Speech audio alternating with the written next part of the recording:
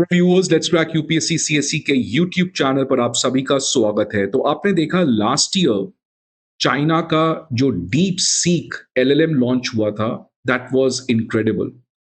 इस समय जो एग्जिस्टिंग एआई मॉडल्स हैं, द एलएलएम मॉडल्स हैं, for example the chat GPT, Claude AI, ये सब यूएस टेक कंपनीज ने लॉन्च किए हैं। But for the first time a non American company in China has launched one of the most advanced AI LLM model, which was DeepSeek.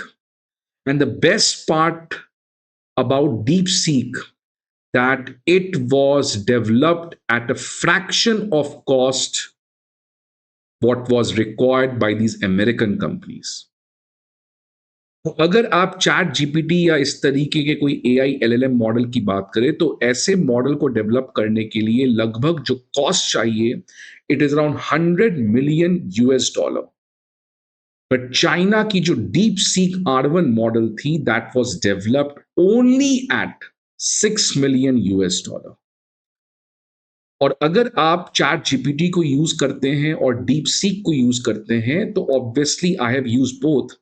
Chat GPT is better, but DeepSeek is not, you know, problematic.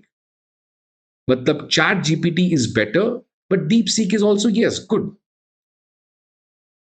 So that's why जो chat GPT और DeepSeek में difference है, that difference is not big as compared to the difference in the funding which has been required to develop chat GPT and DeepSeek.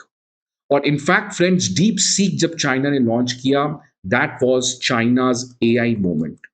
China showed to the world that after the industrial revolution, China is aggressively pursuing towards AI revolution, the tech revolution.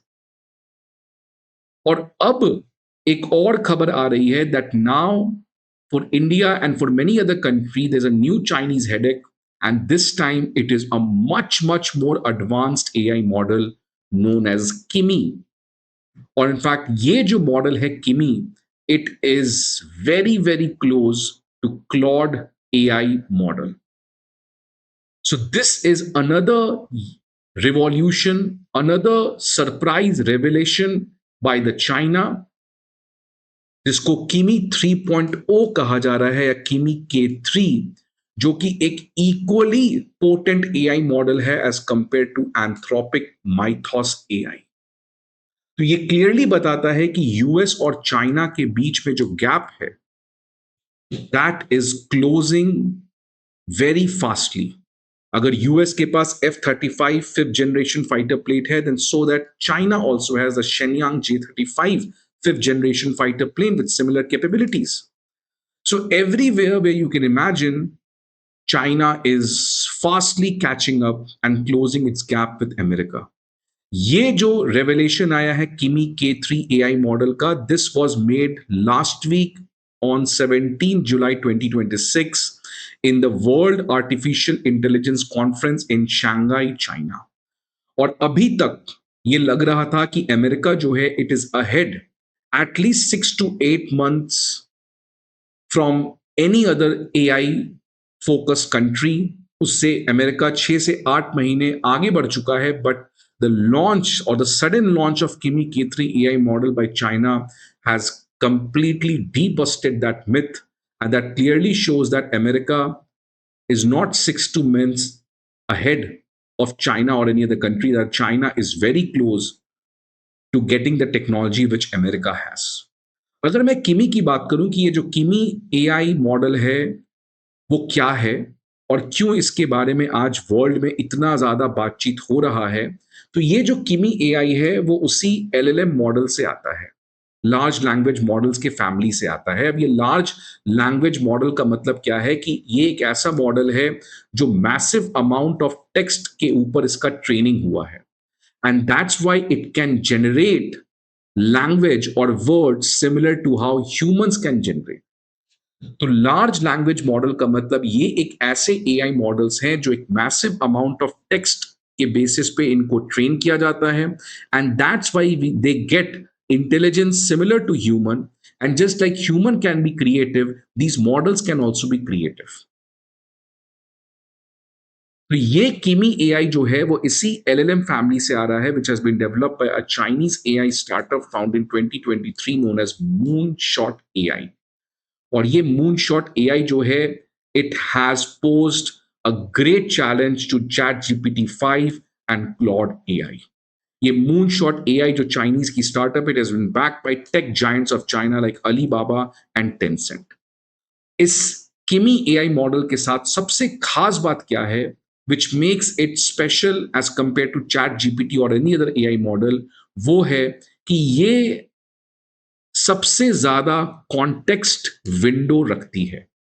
मतलब अगर आप किसी भी और AI model से compare करें तो किमी एआई मॉडल का जो कॉन्टेक्स्ट विंडो है वो ज्यादा है. Know what is this context window? देखिए, अगर मैं आपसे कुछ बात करूं, मैं आपसे 5 मिनट तक बात करूं, तो आपको 5 मिनट तक मेरी बातें सब कुछ समझ में आ रही होगी और फिर आप उसको समझ के मुझे आंसर दे पाओगे. मैं आपको 10 मिनट तक बात करूं, तो हो सकता है आप मेरी हर एक बात जो मैंने 10 मिनट में बोला है वो आप सुन चुके हो, समझ चुके हो, और उसके बाद आप मुझे आंसर दे पा रहे हो. Which means your understanding is that, or your capacity is that you can listen to me for 10 minutes. उसमें आप मेरी कोई भी बात को मिस नहीं किए होंगे.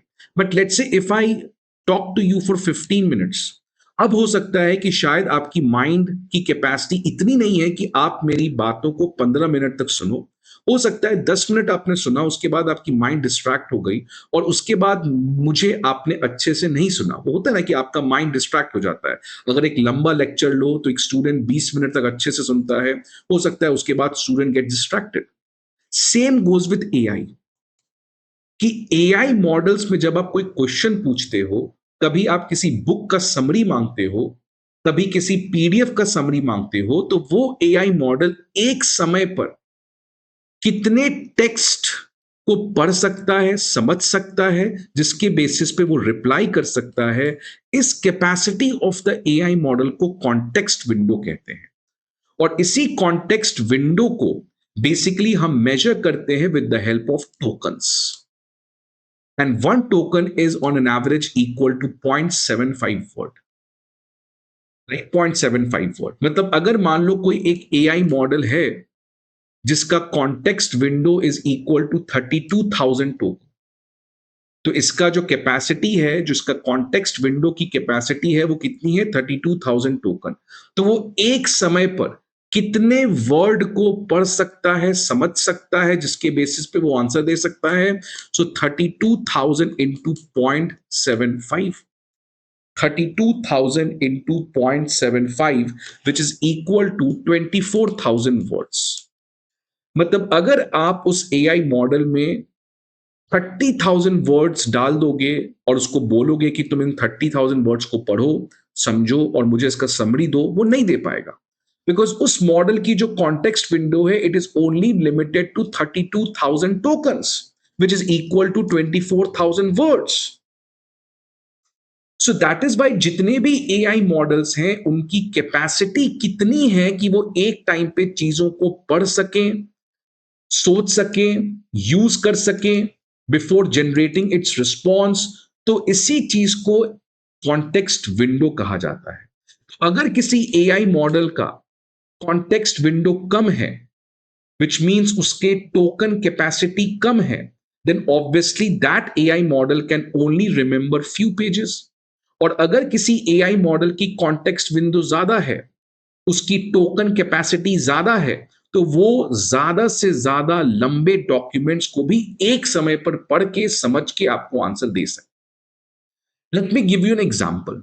जैसे मान लो अगर मुझे इन 3 बुक को पढ़ना है, बुक का चैप्टर 1, मान लो एक ही बुक है, लेट्स से एक ही बुक है. इस बुक में आपके पास 3 चैप्टर्स हैं. अगर आप इन तीनों चैप्टर्स को चैट जीपीटी पे डालोगे ना, तो चैट जीपीटी नहीं पढ़ पाएगा, या वो पढ़ पाएगा तो हो सकता है वो इसको अलग अलग तरीके से पढ़े. कि चैट जीपीटी पहले चैप्टर 1 को पढ़ेगा, फिर उसका रिप्लाई जनरेट करेगा, फिर वो चैप्टर 2 को पढ़ेगा, फिर इसका रिप्लाई जनरेट करेगा, फिर चैप्टर 3 को पढ़ेगा, फिर इसका रिप्लाई जनरेट करेगा. राइट? सो चैट जीपीटी और एनी अदर एआई मॉडल, उसकी जो कॉन्टेक्स्ट विंडो है, दैट कॉन्टेक्स्ट विंडो की लिमिटेशंस की वजह से चैट जीपीटी जैसे एआई मॉडल्स इन तीनों चैप्टर को एक साथ पढ़कर समझकर रिप्लाई नहीं कर पाएंगे. They will read it individually. First, they will read the chapter 1, then chapter 2, then chapter 3. और चैप्टर 1 पढ़ के पहले उसका रिप्लाई देंगे, फिर आप उनसे चैप्टर 2 पूछो तो उसका रिप्लाई करेंगे, फिर चैप्टर 3 पूछो तो उनका वो रिप्लाई करेंगे. But the problem is when ever chat GPT is reading chapter 2, तो हो सकता है वो चैप्टर 1 का कुछ भूल जाए. जब वो चैप्टर 3 पढ़ रहा है तो हो सकता है वो चैप्टर 1 और चैप्टर 2 का कुछ भूल जाए. That is known as memory loss. And that's why you cannot get a good answer from these AI models because of this limited context window which they have.